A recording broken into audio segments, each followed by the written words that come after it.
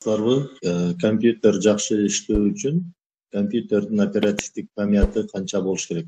Эгерде компьютерге Windows 10 операциялык системасы орнотулган болсо, анда оперативдик памяттын көлөмү 2 гигабайттан аз болбош керек.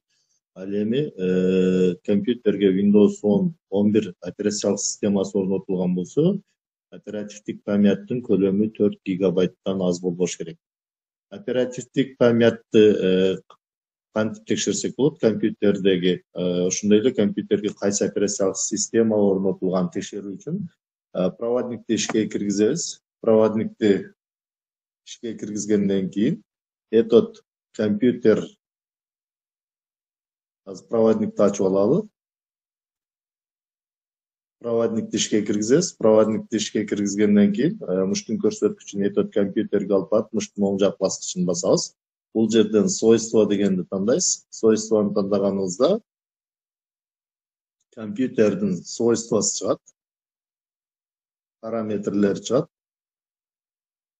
Жүктөлгөнчө бир аз күтүп турабыз. Мына бул жерде компьютердин оперативдик памяты 4 гигабайт экен. Ал эми компьютерге Windows 11 операциялык системасы орнотулган. Эми Windows 11 операциялык системасы компьютерге орнотулган болсо, бул операциялык системада виджеттер, ушундай виджеттер кошо орнотулат. Мына бул виджеттерди биз эч качан иштетпешибиз мүмкүн. Ошондой эле бул жерден Microsoft Teams, башкача айтканда чат Microsoft Teams деген приложение кошо орнотулат. Ошондой эле OneDrive деген маалыматтарды булутка сактоочу приложение кошо орнотулат. Бул приложениялар компьютерде фоновый режимде иштегендиктен, компьютер жангандан баштап бул приложениялар дагы аракетте болот дагы компьютердин оперативдик памятынын көлөмүн ээлеши мүмкүн. Компьютердин оперативдик памяты канчалык көлөмдө иштеп атканын текшерүү үчүн муштун көрсөткүчүн пуск баскычына алып барабыз дагы. Муштун оң жак баскычын басабыз. Бул жерден диспетчер задачты тандайбыз. Диспетчер задачты тандаганыбызда диспетчер задач деген терезе ачылат. Терезе ачылды. Эми бул жерден кайсы приложениялар канчалык, кандай болуп иштеп атканын бул жерден карап көрсөк болот. Ошондой эле бул жактан биз производительность дегенди тандайбыз. Производительностьты тандаганыбызда мына бул жерде компьютердин оперативдик памяты көрсөтүлүп турат. Бул жерден азыр бизде 3,5 гигабайт занят болуп турат. Бул жердеги занят болуп турган памятты бошотуу үчүн биз виджетти өчүрүшүбүз керек. Ошондой эле Microsoft Teams приложениясын өчүрүшүбүз керек. OneDrive деген приложенияларды өчүрүү керек. Азыр бул жерде биз эстеп калдык. 3,4 гигабайт болуп турат.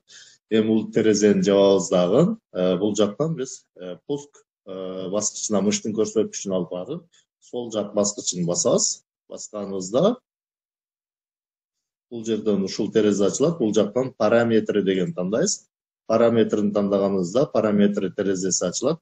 Бул жактан биз биринчи кезекте автозагрузкага киришибиз керек. Автозагрузкага кирүү үчүн бул жерге издөөчү жолжого автозагрузка приложений деп жазабыз. Автозагрузка приложений деп жазсак, мына бул жактан чыгат. Автозагрузка приложенийди тандайбыз. Тандаганыбызда мына бул жерде компьютер жанганда бул приложениялар автоматтык түрдө иштей баштайт. Башкача айтканда аракетте болот. Бул жерден биз Microsoft OneDrive дегенди өчүрүп коебуз. Ошондой эле бул жерден Microsoft Teams деген приложенияны дагы өчүрүп коебуз. Бул жактан бирок биз приложенияларды өчүргөнүбүз менен бул приложениялар фоновый режимде иштеп тура берет. Бул приложенияларды биз компьютерден биротоло өчүрүп салышыбыз керек. Ал үчүн муштун көрсөткүчүн пуск алып барып, муштун сол жак баскычын басабыз. Кайра эле бул жерден параметры тандайбыз. Андан кийин издөөчү жолжого установка и удаление программ деп жазабыз. Установка и удаление программ деп жазсак астынан чыгат. установка и удаление программды тандайбыз. Тандаганыбызда бул жакка приложениялар чыгат. Эми биз бул жерден приложенияларды өчүрүп коюшубуз керек. Microsoft OneDrive деген приложенияны өчүрөбүз. Бул жерде мына Microsoft OneDrive. Бул файлдарды булутка сактоочу приложение. Бул приложенияны биз колдонбойбуз. Ошондуктан бул приложенияны өчүрүп коебуз.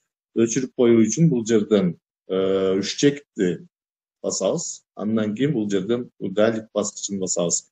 Басканыбызда бул жерден бизден кайра өчүрүүнү сурайт. Кайра удалить баскычын басабыз. Басып бир аз күтөбүз.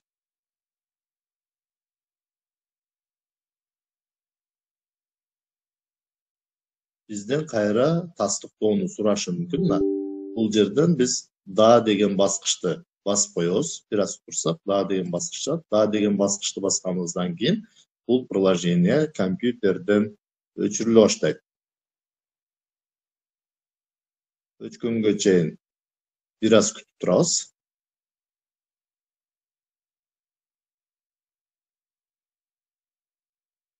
Мына компьютерден Microsoft OneDrive деген приложение өчтү. Эми бул жерден биз чат аркылуу сүйлөшүүчү Microsoft Teams деген приложенияны дагы өчүрүп коебуз. Ал үчүн оң жагында турган үч чекитти басабыз. Андан кийин бул жерден биринчи кезекте дополнительные параметрини карап көрөлү. Дополнительные параметрини караганыбызда бул жерден Microsoft Teams дегенди отключать этип коюшубуз керек. Эгерде бул жер жанып турса, тоновый режимде иштей бериши мүмкүн. Бул жерден биз приложенияны өзүн дагы өчүрүп салабыз. Төмөн жакка түшөбүз. Төмөн жакка түшкөнүбүздө бул жерде Microsoft Teams деп турат. Үч чекитти басабыз. Бул жерден удалить баскычын тандайбыз. Тандаганыбызда бул приложение компьютерден өчүрүлөт. Азыр бул жактан карап көрөбүз. Азыр бул жерде өчүрүлө элек. Кайра удалить этип көрөлү.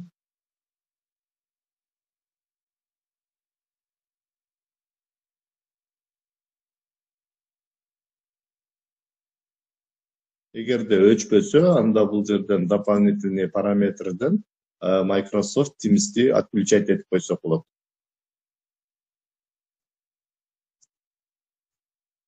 Microsoft Teams'ти өчүрөбүз. Мына удалениеге кетип атат. Өчкөнгө чейин күтүп турабыз. Мына удаление деп чыкты. Демек Microsoft Teams компьютерден өчтү. Эми бул терезелерди жаап коебуз. Жаап койгондон кийин бул жердеги виджетти кантип өчүрүшүбүз керек. Виджетти өчүрүү үчүн сөзсүз түрдө реестрге киришибиз керек. Реестрге кирүү үчүн клавиатурадан Windows баскычын бастырып кое бербестен англисче R тамгасын басабыз. Басканыбызда бул жактан выполнить деген терезе ачылат.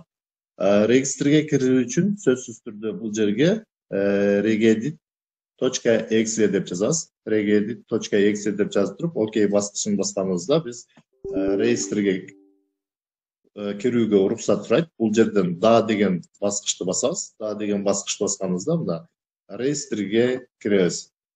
Бул жактан биз экинчиде турган HKEA current user дегенди ачабыз. Бул папканын ичиндеги файлдарды көрүү үчүн папканын сол тарабында турган стрелканы басабыз. Андан кийин бул жактан биз software дегенди ачабыз. Software'ди ачкандан кийин бул жактан биз Microsoft дегенди ачабыз. Microsoft ачтык. Microsoft ачкандан кийин Windows ачабыз. Бир аз төмөн түшөбүз. Төмөн түшсөк, бул жакта Windows деген папка бар. Бул жерден стрелканы басабыз. Андан кийин бул жерден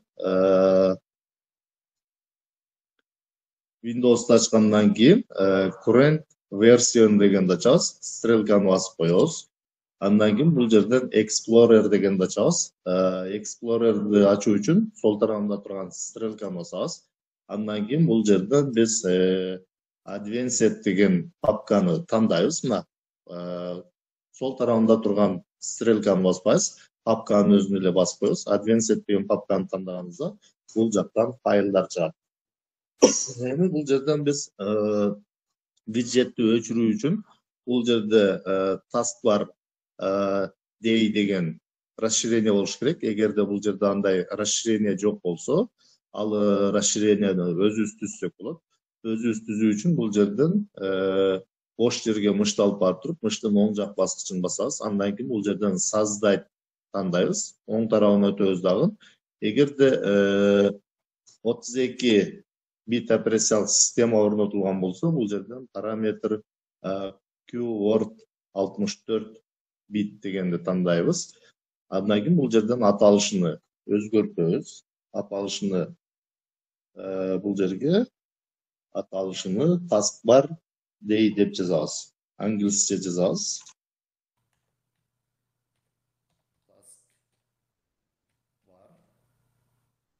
Дийни чоң тамга менен жазабыз. Андан кийин эй тамгасын кичине тамга менен жазып, enter баскычын басканыбызда бул жерге расширение түзүлөт. Эми бул расширенияны ачабыз. Ачканыбызда бул жактан значениясы чыгат. Бул жердеги значенияны 0 деп коебуз. Эгерде 1 деп анда виджет иштей берет. 0 деп туруп, окей деген баскычты басабыз. Басканыбызда виджет иштебей калат. Андан кийин бул терезелердин баарын жабабыз дагы.